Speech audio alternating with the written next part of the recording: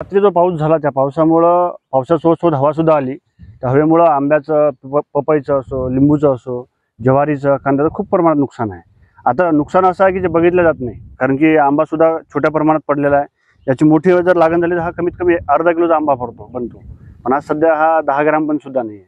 त्यामुळे आंब्याचं सुद्धा नुकसान आहे, ज्वारीचं सुद्धा आहे, लिंबूचं सुद्धा आहे, त्यासोबत पपईचं सुद्धा आहे। जसे आता आमच्या बाजूला शेतकरी आहेत, या दादांचं सुद्धा शेतामध्ये नुकसान झालेलं आहे। काय सांगाल? उपमुख्यमंत्री अजित पवार म्हणाले की जे कर्ज घेतलेलं आहे ते पूर्ण भरावं लागेल आणि ते लवकर भरा अशी तंबी सुद्धा त्यांनी दिलेली आहे। आणि कसं बघताय याकडे आपण? तंबी म्हणजे त्यांनी शेतकऱ्याचा फार मोठा विश्वासघात केलेला आहे। शेतकऱ्यांनी त्यांना सांगितलं नव्हतं की तुम्ही कर्जमाफी द्या म्हणून, परंतु ज्यावेळेस इलेक्शन होतं, इलेक्शनच्या अगोदर त्यांनी सांगितले की शेतकऱ्याला सरसगट कर्ज देऊ, माफ करू, आणि आज ते म्हणतात 3 दिवसामध्ये कर्ज भरा। तर शेतकऱ्यांनी 3 दिवसामध्ये एवढे पैसे आणायचे कुठून, हा माझा सगळ्यात मोठा प्रश्न आहे। कारण की शेतकरी काही नोकरीला नसतो, त्याला महिन्याला उत्पन्न नसतं। आज जर बघितलं तुम्ही, हे कापूस याला 6,000 रुपये क्विंटल भाव, आणि त्याच्यानंतर तुरी 7,000 रुपये क्विंटल भाव, मक्काला 2,000-2,500 रुपये क्विंटल भावने एवढे पैसे आणायचे कुठून? कारण की आता मालच होत नाही। जर तुम्ही 10-10 एकरमध्ये 2 क्विंटल 4 क्विंटल जर कापूस होत असेल आणि तो विकून सुद्धा कर्ज भरता येत नसेल, शेतकऱ्यांनी फाशी घ्या का? आम्ही या शेतामध्ये पपई लावलेली आहे 2 एकर। 2 एकर पपईमधून रात्रीच्या हवेमुळे आणि पावसामुळे तर पपईची झाडं एवढी झुकलेली आहेत, काही झाडं पडलेली आहेत। 2 एकर शेतामधून अर्धा एकर आमचं नुकसान झालेलं आहे। त्याच्यामधून जे नवीन पपईला फुलं लागले होते, तर ते फुलं पण नवीन जे आले होते ते सर्व हवेमुळे खाली पडले, आणि जो छोटा माल होता पपईच्या झाडांना तो पण खाली पडलेला आहे। तसं पण आता पपईच्या भावाला म्हणजे मालाला भाव तर नाहीच आहे, कारण की ऑफ सीझन आहे।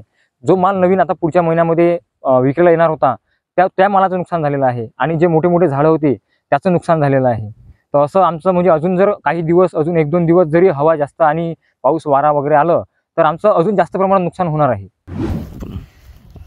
काय सांगाल? अजित पवार यांनी कर्जमाफी मिळणार नाही म्हणून सांगितलं, कर्ज भरा म्हणून सांगितलं।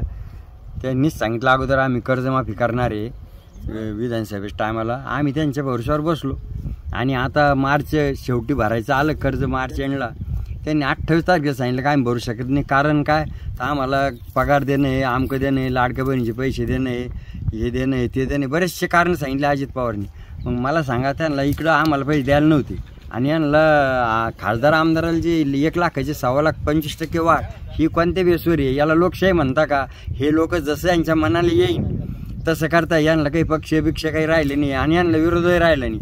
हे जसे बी लोक हुकुमशाहीच्या पेक्षाही जास्त लोक वापरायला लागले, याच्यामुळं शेतकऱ्यांची फार दैन चालली, शेतकऱ्याचे हाल चालले। मला म्हणते यांच्याकडं आम्ही भीक मागत नाही, या आम्हाला भीक देऊ नका, तुमची योजना नको, तुमची सबसिडी नको, आमच्या उत्पादनाला हमी भाव द्या आणि कायदेशीर द्या, उत्पादन खर्चावर आधारित भाव द्या, तुमचं आम्हाला काहीच नको, तुमचं 1 रुपया नको आम्हाला। भिकारी बनवल्यासारखं केलं। लोक सांगताय अरे शेतकरी किती द्या, यांना कमीच पडतं, हे मागत राहते, आम्हाला अशी भिकारीत गणना केली आमची। आमचं ठाम म्हणणं आहे का आम्हाला तुमचा रुपया नको, सबसिडी नको, कोणतीच सबसिडी सोयीची नाही। ते 2-2 वर्ष झाले अजून कोट्याचे अनुदान नाही, आमचे ठिबकचे अनुदान नाही, आम्हाला नकोच ते। आमच्या फक्त उत्पादन खर्चावर आधारित भाव द्या, एकमेव मागणी आमची। स्वामीनाथन समिती कोणी नेमली?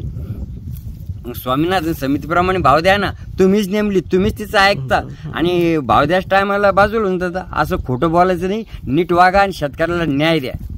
विश्वंभर हाके, आडगाव बुजुर्ग, माझी सोसायटी चेअरमन। उपमुख्यमंत्री अजित पवार यांनी जी कर्ज माफ करण्याची घोषणा केली होती ते आता ते बदलून गेलेले, ते म्हणतात आता जे कर्ज घेतलेलं ते पूर्णतः भरा, याकडे कसं पाहता आपण?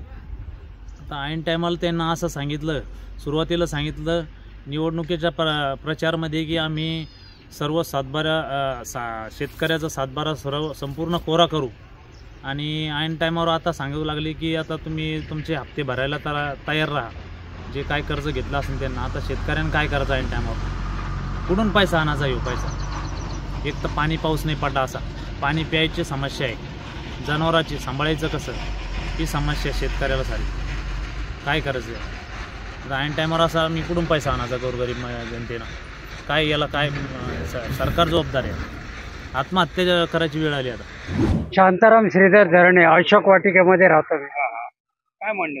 हां, म्हणणं एवढंच आहे, इथे मुलाबाळांसकट आनंद लुटायला येतात, तिथे ह्या जाहिरातबाजी हा काय प्रकार आहे? हे म्हणजे तुम्ही तुमची बुद्धी गहाण टाकली असा त्याचा अर्थ होतो. समजलं ना. ही टाकून देऊ नये. हा विभाग असा आहे की यातून पोलीस स्टेशनला कधी कंप्लेंट जात नाहीत, काही नाहीत. अत्यंत चांगल्या दर्जाचं इथे व्यक्तिमत्व राहतं. त्यामुळे ह्या लोकांचा आनंद तो द्विगुणित करण्यापेक्षा अशा विचित्र वागण्यातून आणि याच्यातून विकृत काही होऊ नये एवढीच भूमिका आहे माझी. म्हणजे मला काही दिवसापूर्वी आम्हाला असं कळलेलं की काही राजकीय व्यक्ती गार्डनच्या आतमध्ये वाचनालय बनवायचा घाट घालत आहेत. इथे समोरच महापालिकेचं वाचनालय गेले 10 वर्ष बंद पडलंय, ज्याचं लोकसभेच्याच मुख्यमंत्र्यांनी उद्घाटन केलं मोठ्या थाटामाटात. पण आजपर्यंत ते बंद आहे. ते सुरू कोणी करायचं? आणि मग स्वतःच्या राजकीय स्वार्थासाठी तुम्ही या गार्डनमध्ये जिथे लहान मुलं अबलावृद्ध सगळे खेळायला येतात ते गार्डन अजून तुम्ही छोटं करणार वाचनालय करून. याचा आम्ही काल ते काम बंद पाडलेलं आहे आणि यापुढे आम्ही त्यांना इशारा देतो की यापुढे जर तुम्ही काम करायला आलात तर आम्ही पुन्हा ते बंद पाडू. कोण काम करतंय, कोणाचा निधी आहे, काय माहिती? आमची माहिती अशी आहे की खासदार डॉक्टर श्रीकांत एकनाथ शिंदे यांचा निधी आहे आणि स्थानिक इथले ज्या पदाधिकारी त्यांचे आहेत, माननीय माजी नगरसेवक नितीन पाटील यांनी त्यासाठी हट्टा धरलेला आहे.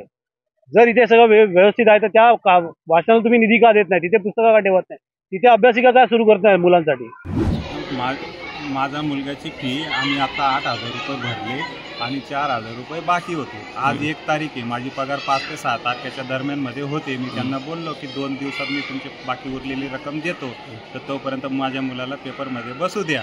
पण त्यांनी मला असं सांगितलं, ज्या दिवशी तुम्ही उरलेली रक्कम जमा करणार त्या दिवशी तुमच्या मुलाचा पेपर वेगळा घेतला जाणार आहे. आणि माझाच मुलगा काय इथं एक वर्ग भरलेला आहे, ज्यांच्या पॅरेंटने पैसे दिलेले ते सगळे मुलं इथं बसलेले आहेत. बाकी काही रडतायत कमी वयाचे पोरं, ते असं सांगतायत की आम्हाला पेपर दिले नाही, तुम्ही पेपर देणार त्याच दिवशी पैसे देणार त्याच दिवशी तुमचा पेपर घेतला जाईल. सगळे वर्गाच्या बाहेर सगळे मुलांना काढलेलं आहे आणि बाकी पोरांचे पेपर आतमध्ये चालू आहे. प्रिन्सिपल मॅडमांना, रेलन साहेबांना आम्ही फोन करून रिक्वेस्ट केली पण ते ऐकत नाही. माझं नाव अनंत काशीनाथ म्हात्रे, माजी सरपंच आणि माजी प्रकल्पग्रस्त अध्यक्ष. ज्यावेळेस IPCL कंपनी होती त्यावेळेस त्यांनी आम्हाला अतिशय सहकार्य केलं होतं. ज्या आम्ही मागण्या मांडायचो किंवा उपोषण वगैरे केले की ते आम्हाला सर्व सहकार्य पुरवायचं. परंतु आत्ता ही रिलायन्स कंपनी आल्यापासून आमचे प्रकल्पग्रस्तांचे आणि प्रकल्पबाधित लोकांचे एवढे हाल चालवले त्यांनी, काय विचारू करू नका. आता इथे प्लॅन करणार होते, नवीन काय कुठलाही प्लॅन टाकणार नव्हते. ते ही जागा मोकळी ठेवली ती झाडं लावण्यासाठी किंवा प्रदूषण पर्यावरण राखण्यासाठी. पण ह्या रिलायन्सनी ती संपूर्ण झाडांची पण कत्तल करून टाकली आणि भराव करून संपूर्ण भरावामुळे आता शेतीचं तर नुकसान होणारच आहे, पण त्याचबरोबर या केमिकलमुळे मच्छीमारांचं पण नुकसान होणार आहे. मच्छीसुद्धा ती दूषित पाण्यामुळे ती जाणार आहे. तसेच ही गुरं चरायला जातात, ती गुरंसुद्धा चरल्यानंतर ते गवत केमिकल तो गवताव पडतो पहाटेच्या वेळेस आणि तोच गवत गुरं खातात आणि त्यामुळे गुरांना पण आजार व्हायची, ह्यांना पण पशुधनाला पण आजार होण्याची शक्यता आहे आणि त्यामुळं दूध दुभतं पण आज घटत चाललं आहे आणि त्यामुळं बेकारी पण वाढलेली आहे आणि लोकांना नोकऱ्या काय, तरुणांना नोकऱ्या काय ही कंपनी द्यायला मागत नाही.